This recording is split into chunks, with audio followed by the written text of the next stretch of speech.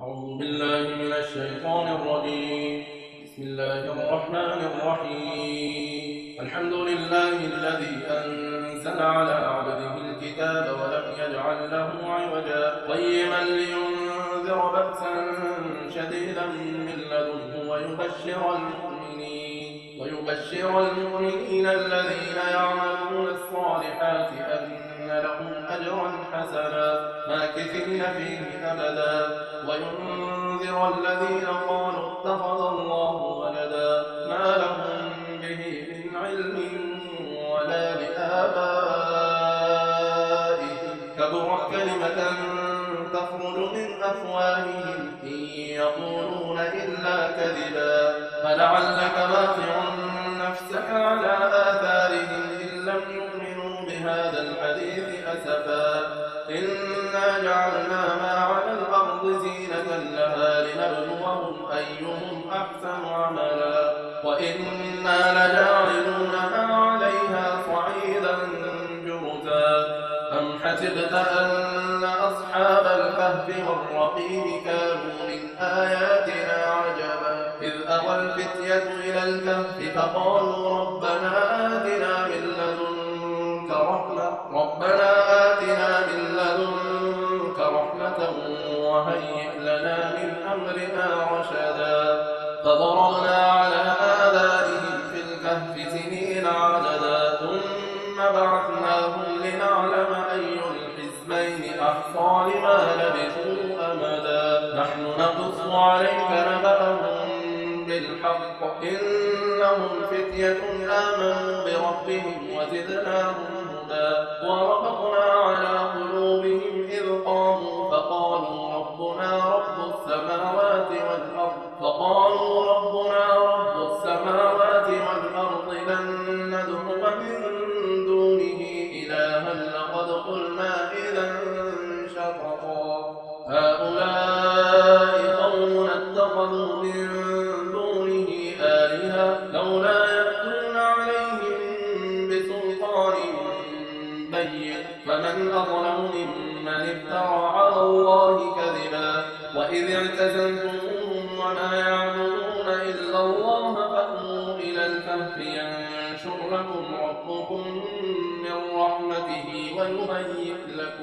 ويهيئ لكم من أمركم مرفقا وترى الشمس إذا طلعت تزاور عن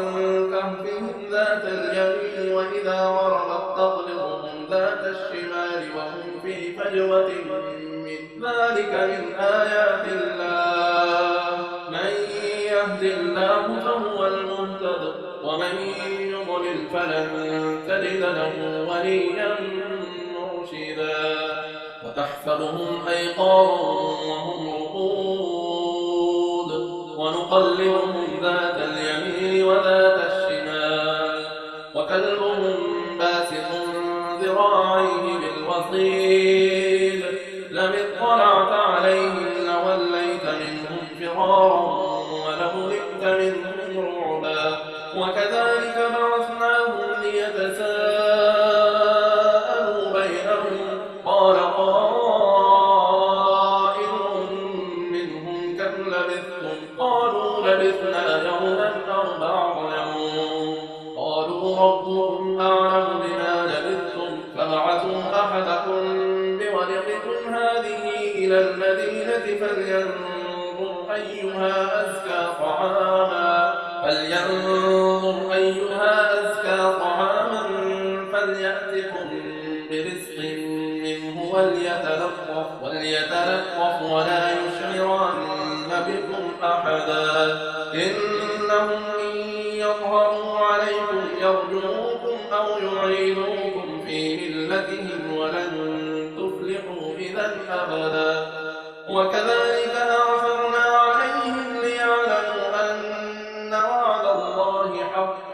وأن الساعة لا ريب فيها إذ يتنازعون بينهم أمرهم فقالوا ابنوا عليهم بنيانا ربهم أعلم بهم قال الذين غلبوا على أمرهم لنتخذن عليهم مسجدا سيقولون ثلاثة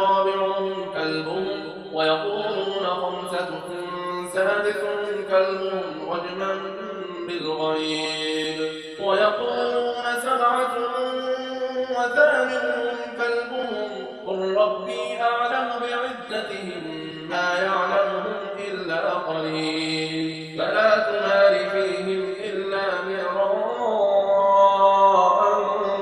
ظاهرا ولا تستفت فيهم منهم أحدا ولا تقولن لشيء إني فاعل ذلك غدا إلا أن يشاء الله واذكر ربك إذا نسيت وقل عسى أن يهديني ربي لأقرب من هذا رشدا ولبثوا في كهفهم 300 سنين وازدادوا 9 قل الله أعلم بما لبثوا له غيب السماوات والأرض أبصر به وأسمع ما لهم من دونه من ولي ولا يشرك في حكمه أحدا واتل ما أوحي إليك من كتاب ربك لا مبدل لكلماته ولن تجد من دونه ملتحدا واصبر نفسك مع الذين يدعون ربهم بالغداة والعشي يريدون وجهه ولا تعد عيناك عنهم تريد زينة الحياة الدنيا ولا تطع من أغفلنا قلبه عن ذكرنا واتبع هواه وكان أمره فرطا وقل الحق من ربكم فمن شاء فليؤمن ومن شاء فليكفر إنا أعتدنا للظالمين نارا أحاط بهم سرادقها وإن يستغيثوا يغاثوا بماء كالمهل يشوي الوجوه بئس الشراب وساءت مرتفقا إن الذين آمنوا وعملوا الصالحات إنا لا نضيع أجر من أحسن عملا أولئك لهم جنات عدن تجري من تحتهم الأنهار يحلون فيها من أساور من ذهب ويلبسون ثيابا خضرا من سندس واستبرق متكئين فيها على الأرائك نعم الثواب وحسنت مرتفقا واضرب لهم مثلا رجلين جعلنا لأحدهما جنتين من أعناب وحففناهما بنخل وجعلنا بينهما زرعا كلتا الجنتين آتت أكلها ولم تظلم منه شيئا وفجرنا خلالهما نهرا وكان له ثمر فقال لصاحبه وهو يحاوره أنا أكثر منك مالا وأعز نفرا ودخل جنته وهو ظالم لنفسه قال ما أظن أن تبيد هذه أبدا وما أظن الساعة قائمة ولئن رددت إلى ربي لأجدن خيرا منها منقلبا قال له صاحبه وهو يحاوره أكفرت بالذي خلقك من تراب ثم من نطفة ثم سواك رجلا لكن هو الله ربي ولا أشرك بربي أحدا ولولا إذ دخلت جنتك قلت ما شاء الله لا قوة إلا بالله إن ترني أنا أقل منك مالا وولدا فعسى ربي أن يؤتيني خيرا من جنتك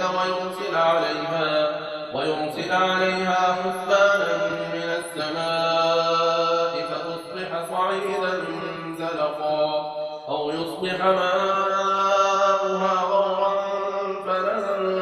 تستطيع له طلبا وأحيط بثمره فأصبح يقلب كفيه على ما أنفق فيها وهي خاوية على عروشها وهي خاوية على عروشها ويقول يا ليتني لم أشرك بربي أحدا ولم تكن له فئة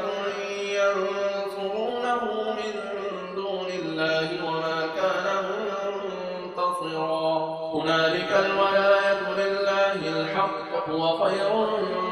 ثوابا وخير عقبا واضرب لهم مثل الحياة الدنيا كماء أنزلناه من السماء فاختلط به نبات الأرض فأصبح هشيما تذروه الرياح وكان الله على كل شيء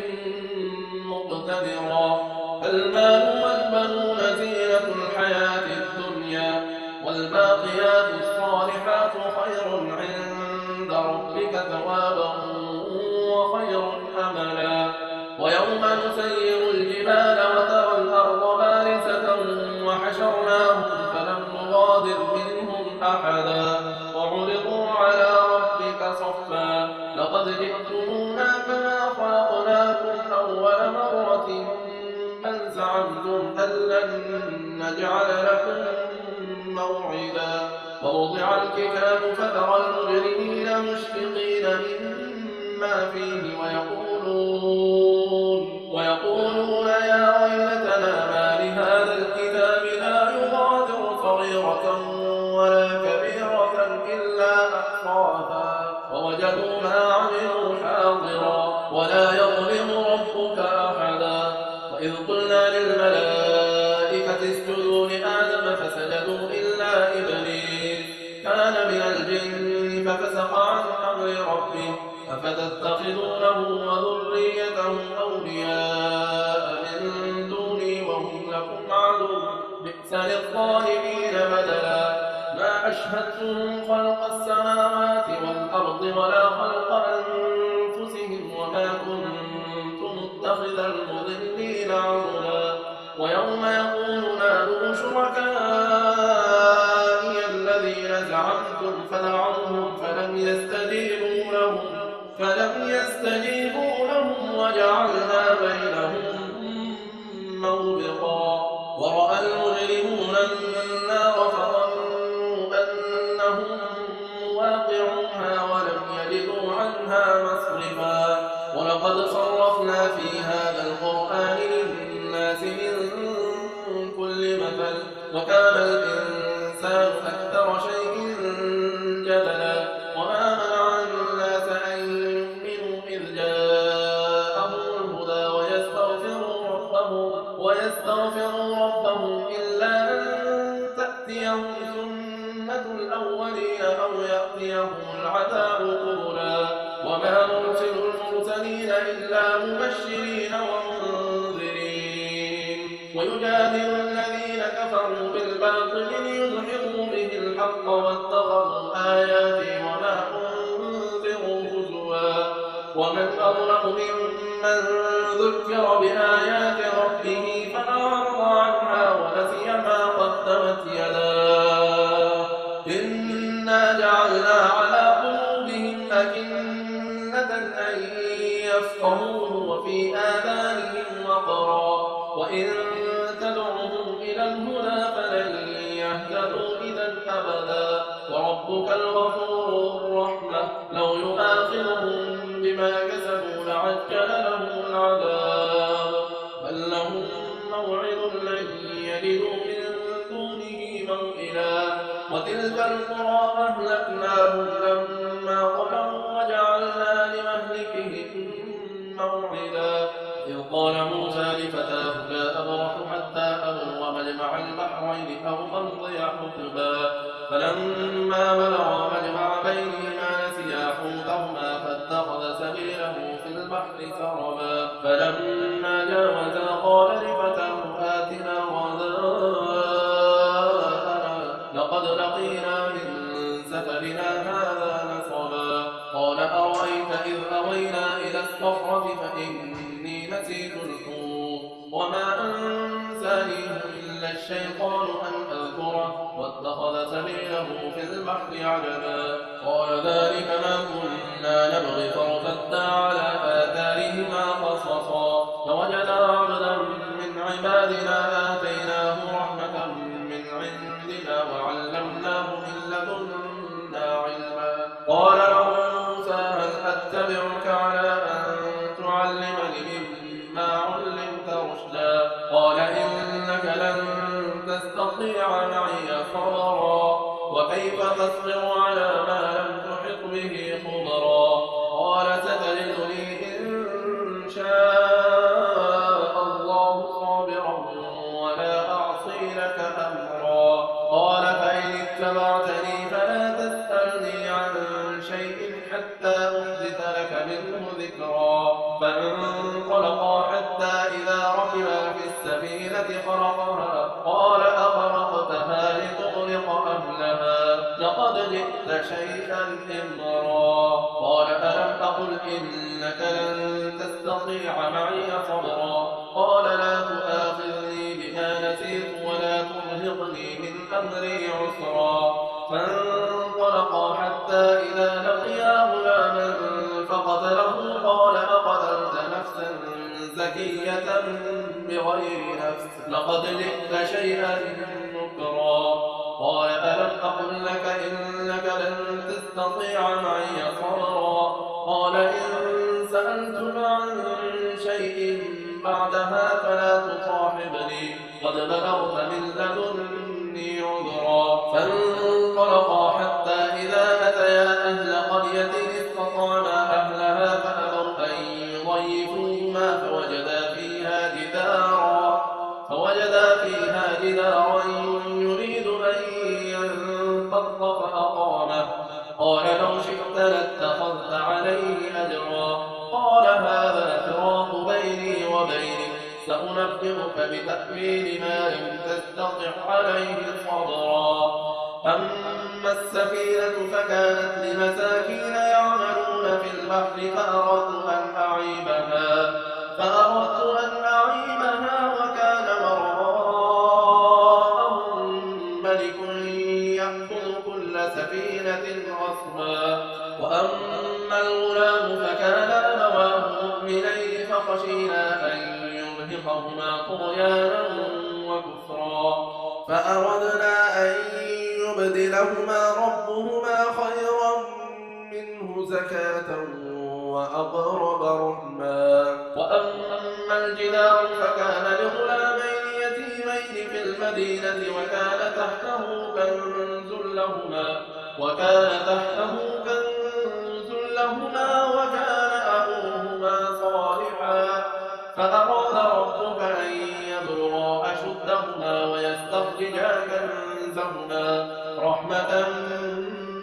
من ربك وما فعلته عن أمري ذلك تأويل ما لم تسطع عليه صبرا. ويسألونك عن ذي القرنين قل سأتلو عليكم منه ذكرا. إنا مكنا له في الأرض وآتيناه من كل شيء سببا فأتبع سببا حتى إذا بلغ مغرب الشمس وجدها تغرب في عين حمئة ووجد عندها قوما. قلنا يا ذا القرنين إما أن تعذب وإما أن تتخذ فيهم حسنا. قال أما من ظلم فسوف نعذبه ثم يرد إلى ربه فيعذبه عذابا نكرا. وأما من آمن وعمل صالحا فله جزاء الحسنى وسنقول له من أمرنا يسرا. ثم أتبع سببا حتى إذا بلغ مطلع الشمس وجدها تطلع على قوم لم نجعل لهم من دونها سترا. كذلك وقد أحطنا بما لديه خبرا. ثم أتبع سببا حتى إذا بلغ بين السدين وجد من دونهما قوما لا يكادون يفقهون قولا. قالوا يا ذا القرنين إن يأجوج ومأجوج مفسدون في الأرض فهل نجعل لك خرجا على أن تجعل بيننا وبين